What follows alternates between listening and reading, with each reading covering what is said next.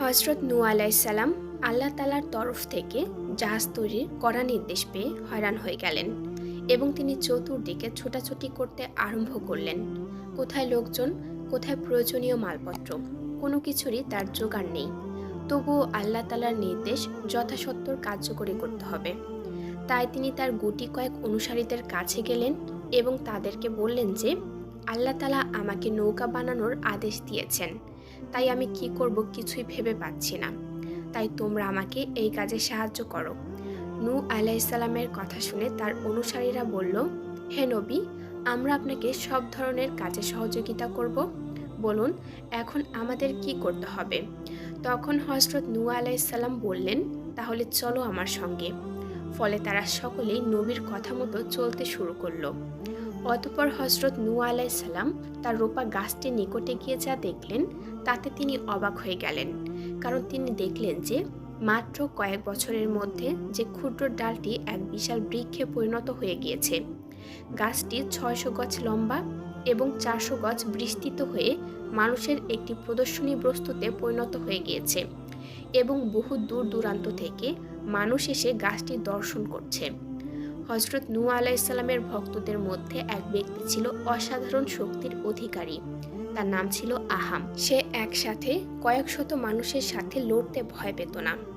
হযরত নূহ আলাইহিস সালাম যখন গাছ কাটার জন্য সেখানে উপস্থিত হলেন, তখন আহামও তার সাথে ছিল। গাছটি কাটার সময় এলাকার বহু লোক এসে গাছটি কাটতে বাধা প্রদান করল এবং বলল, এই গাছটি আমাদের প্রদর্শনী বস্তু, আপনি এটাকে কাটতে পারবেন না। তখন হযরত নূহ আলাইহিস সালাম বললেন, গাছ কাটার জন্য তিনি আল্লাহ তাআলার নির্দেশ পেয়েছেন, অতএব গাছটি তাকে কাটতেই হবে। এমন সময় কতিপয় ছেলে এসে হযরত নূহ আলাইহিস সালামের হাত থেকে অস্ত্র কেড়ে নিল। আহাম এর দৃশ্য দেখে ছেলেগুলোকে আঁচড়ে মেরে ফেলল এবং নিজ হাতে অস্ত্র ধরে অল্প সময়ের মধ্যে গাছটি কেটে ফেলল।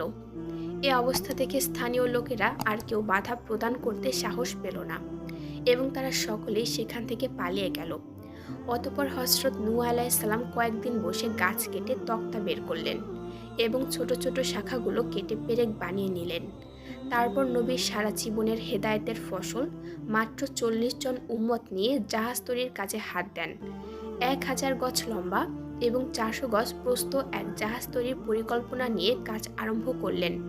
নবী তার উম্মতদেরকে নিয়ে দিবারাত্র কাজ করতেন। এই জাহাজ তৈরির কাজে নবী ও তার সঙ্গীরা এত সাফল্য লাভ করলেন যাতে সাধারণ মানুষ অবাক হয়ে গেল। এক্ষেত্রে আল্লাহ তাআলা ফেরেশতা দ্বারা সাহায্য করছিলেন, যাতে করে প্রতিদিন কয়েক শত মানুষের পক্ষে যা করা সম্ভব ছিল না তা তারা সমাধান করে ফেলতেন। ৪০ দিন কাজ করার পর দেখা গেল জাহাজের কাজ প্রায় শেষ, তবে কিছু তক্তার অভাব পড়েছে। তখন নবী আল্লাহর দরবারে আরজ করে বললেন, হে আল্লাহ, জাহাজের কাজ সম্পূর্ণ করতে হলে আরও কিছু কাঠের প্রয়োজন, তিনি যেন অনতিবিলম্বে তা দূর করে দেন। এমন সময় হযরত জিবরাইল আলাইহিস সালাম সেখানে হাজির হয়ে নবীকে বললেন, হে নবী, নীল নদের তলদেশে কিছু গাছ আছে, তা উত্তোলন করে তা দ্বারা অপূরণ তক্তার কাজ সমাধান করুন। হযরত নূহ আলাইহিস সালাম জিবরাইলের কথা শুনে আর এক সমস্যার সম্মুখীন হলেন, কারণ তিনি ভাবলেন যে নদীর তলদেশ থেকে কিভাবে সে কাঠ সংগ্রহ করবে। অতঃপর নূহ আলাইহিস সালাম তার উম্মতদেরকে নিয়ে পরামর্শে বসলেন। উম্মতের মধ্য থেকে একজন প্রস্তাব দিলেন, উজ বিন অনব বর্তমানে আমাদের দেশে আছে। সে সর্বদা সমুদ্র থেকে অনায়াসে মাছ ধরে খায়, অতএব তাকে কিছু খাবার দিলে সে সহজেই কাঠগুলো তুলে দিতে সম্মত হবে। উম্মতের মুখে এমন কথা শুনে হযরত নূহ আলাইহিস সালাম তার কয়েকজন উম্মত নিয়ে উজের উদ্দেশ্যে রওনা হলেন। উজ বিন অনব ছিল অনেক বেশি শক্তিশালী এবং লম্বা। সে ছিল অত্যাধিক লম্বা ও ভীষণ শক্তিশালী। সে লম্বাই ছিল ৩০০০ গজ এবং তার দেহ ছিল আনুপাতিক স্বাভাবিক। খাদ্যের অভাব ছিল তার জীবনের প্রধান সংকট, তাই নদী ও সমুদ্রে নেমে সে মাছ ধরে খেত। কথিত আছে সে মাছ ধরে সূর্যের তাপে সেকে নিয়ে খেয়ে ফেলত। বুদ্ধি ও জ্ঞানে ছিল খুবই সাদাসিধে। উজ বিন অনব একাধারে ৬ মাস ঘুমাতো এবং ৬ মাস ঘুরে ফিরে খাদ্য সংগ্রহে ব্যস্ত থাকত। সে কয়েকজন নবীর যুগ পর্যন্ত বেঁচে ছিল। অতঃপর হযরত নূহ আলাইহিস সালাম তার উম্মতদেরকে সাথে নিয়ে উজের নিকটে গিয়ে তাকে বললেন, হে উজ, নীল নদের তলদেশে কিছু গাছ আছে, তুমি যদি সেগুলো আমাকে এনে দিতে পারো তাহলে তোমাকে পর্যাপ্ত পরিমাণ খাবার দেয়া হবে। খাবারের কথা শুনে উজ বিন অনব তো মহাখুশি। সে সঙ্গে সঙ্গে নবীর কথায় রাজি হয়ে গেল এবং সঙ্গে সঙ্গে নীল নদের দিকে রওনা করল। কিছুক্ষণের মধ্যেই সে নীল নদে ডুব দিয়ে অনেকগুলো গাছ তুলে ফেলল এবং নবীর কাছে এসে বলল, এই নিন আপনার গাছ, এবার আপনি আমার খাবার দিন। তখন হযরত নূহ আলাইহিস সালাম তাকে 3টি রুটি দিলেন। তখন উজ রাগান্বিত হয়ে বলল, আমাকে পর্যাপ্ত খাবার দেবার অঙ্গীকার করেছো, আর এখন মাত্র 3খানা রুটি দিয়ে আমাকে প্রহসন করছো? আমি এখনই গাছ নদীতে ফেলে দিব। উজের কথা শুনে হযরত নূহ আলাইহিস সালাম বললেন, উজ, তুমি ব্যস্ত হয়েও না, তুমি রুটিগুলো জামার নিচে রাখো এবং একটি একটি করে বের করে খেতে থাকো। তাতে যদি তোমার তৃপ্তি না হয় তাহলে গাছগুলো নদীতে ফেলে দিও। অতঃপর উজ নবীর কথা অনুসারে জামার নিচে রেখে রুটি খেতে লাগলো। তখন সে দেখলো এক একটি রুটির সাইজ অনেক বড় হয়েছে এবং রুটির কোনো শেষ নেই।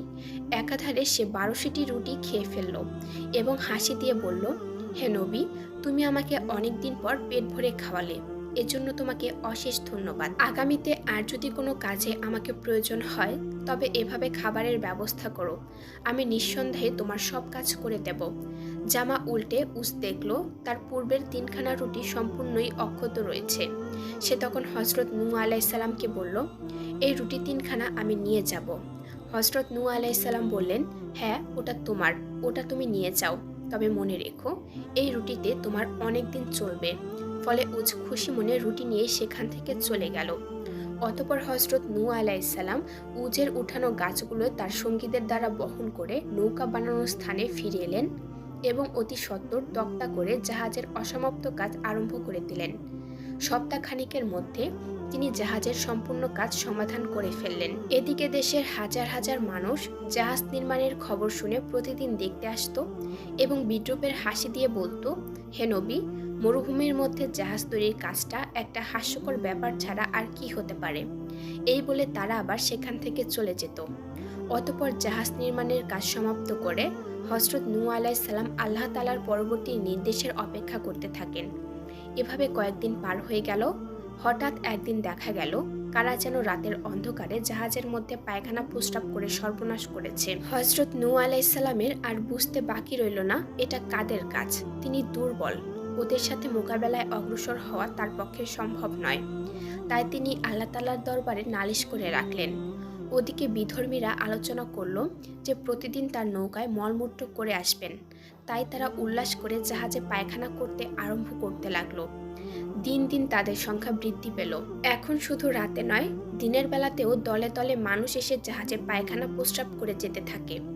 একাধারে 15 দিন যাবৎ এভাবে চলার পরে দেখা গেল পায়খানা ও প্রস্রাবে জাহাজ প্রায় ভর্তি হয়ে গেছে। হযরত নূহ আলাইহিস সালাম মাঝে মাঝে এসে দূর থেকে দৃশ্য দেখে যান এবং বুক ভাসিয়ে কাঁদতে থাকেন।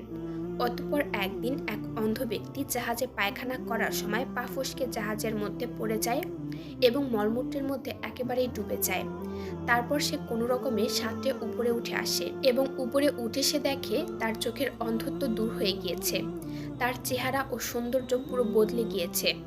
এমন ঘটনা দেখে সে দ্রুত সেখান থেকে পালিয়ে তার গোত্রের কাছে হাজির হলো। কিন্তু গোত্রের মানুষেরা প্রথমে তাকে বিশ্বাস করতে পারেনি। তখন তারা বলল, আপনি কে এবং কোথা থেকে এসেছেন? তখন সেই ব্যক্তি বলল, আমি সেই অন্ধ ব্যক্তি। আমি নূহ আলাইহিস সালামের নৌকায় পায়খানা করতে গিয়ে পা পিছলে হঠাৎ মলের মধ্যে পড়ে যাই। যখন আমি সেই মল থেকে উঠে আসি তখন আমি দেখি আমার পুরো শরীর বদলে গিয়েছে। তার মুখ থেকে এমন কথা শুনে নানা রকম পরীক্ষা নিরীক্ষা করে তারা বুঝতে পারল যে এই যেই সেই অন্ধ ব্যক্তি। অতঃপর ঘটনার সত্যতা যাচাইয়ের জন্য একদল লোক রাত্রিবেলায় একজন অন্ধকে নিয়ে জাহাজের মধ্যে সেই মলের মধ্যে ফেলে দিল। অন্ধ লোকটি সেখানে ডুব খেয়ে উপরে উঠে আসলো আর সাথে সাথেই তার অন্ধত্ব দূর হয়ে গেল। অন্ধ ব্যক্তি পৃথিবীর সবকিছুই পরিষ্কারভাবে দেখতে পাচ্ছে। পরপর দুটি অন্ধ দৃষ্টিশক্তি ফিরে পেল। এবার দেশে এক ভীষণ আলোড়ন সৃষ্টি হলো। এখন আর কেউ সেখানে পায়খানা করার জন্য যায় না। এখন সেখানে অন্ধদের যাতায়াত আরম্ভ হয়। সে জাহাজে যে ডুব দিয়ে আসে তার অন্ধত্ব দূর হয়ে যায়। প্রতিদিন শত শত অন্ধ ব্যক্তিরা আরোগ্য লাভ করার পরে পঙ্গু, অচল, লুলা জাতীয় আক্রান্ত ব্যক্তিরা জাহাজের মলমূত্রের মধ্যে ডুব দিতে আরম্ভ করলো। আল্লাহর মহিমায় তারাও আরোগ্য লাভ করলো। এরপর আরম্ভ হয় অন্যান্য ব্যাধিগ্রস্ত লোকদের যাতায়াত। তারাও ক্ষণিকের মধ্যে আরোগ্য লাভ করতে লাগলো। তখন দেশ বিদেশ থেকে মানুষের ঢল নেমে আসতে আরম্ভ হলো। শুধু মলমূত্র ব্যবহারে তারা ফিরত না, বরং পাত্র ভরে ভরে মলমূত্র নিয়ে যেতে আরম্ভ হলো। সপ্তাহখানেকের মধ্যেই জাহাজের ভেতরে সব মলমূত্র শেষ হয়ে গেল। এরপরে যারা দেশ বিদেশ থেকে আসলো তারা জাহাজ ধুয়ে পানি নিতে আরম্ভ করলো। শেষের দিকে ধুয়ে মুছে নেবার ক্ষেত্রে ভীষণ প্রতিযোগিতা ও কাড়াকাড়ি আরম্ভ হলো। সপ্তাহখানেকের মধ্যে জাহাজের ভেতরে সব মলমূত্র শেষ হয়ে গেল।